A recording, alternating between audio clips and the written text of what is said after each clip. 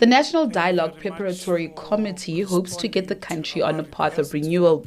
The committee, which comprises of the country's various foundations, are hard at work engaging every sector of society in the build-up to the National Dialogue, ensuring it is a citizen-led process supported but not directed by government. On the issue of will the National Compact be binding?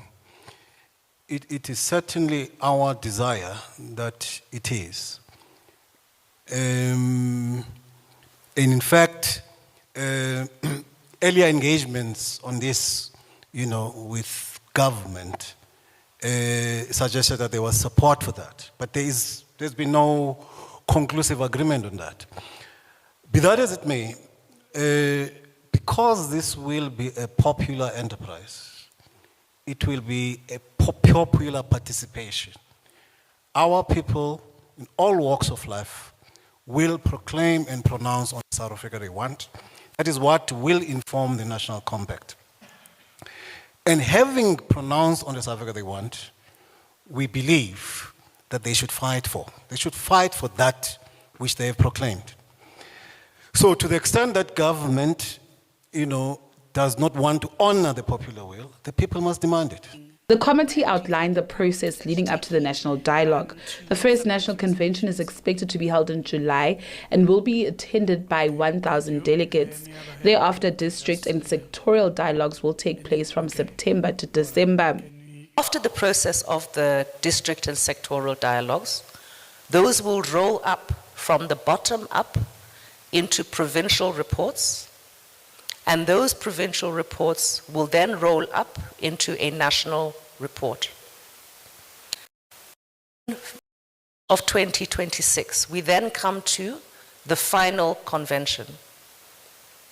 And the two outcomes that we anticipate from that final convention is a national compact and a 30-year plan of action, which is, we hope, will be the roadmap that takes the country forward for the next 30 years, looking at social, economic, governance, and constitutional issues.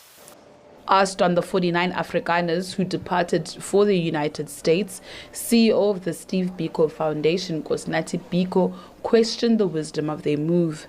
I think it's clear to many South Africans, and many, in fact, who are Afrikaners, that it is annoying to misrepresent the situation in South Africa for the popular benefit of a handful of conservative organizations, right? And of course, there is a time stamp to these matters, right? The administration currently in place in the US is in place now for 3 years and a couple of months and counting.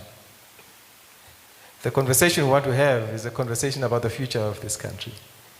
And so I would ask myself, were I a supporter of an institution like AfriForum, whether or not I am betting on the future of my country, which has not chased me away, which has allowed me to live through an airport freely, on a flight given license by even our flying authorities, or whether I will bet my future on an administration I know nothing about that is increasingly becoming bothersome to members of that very country.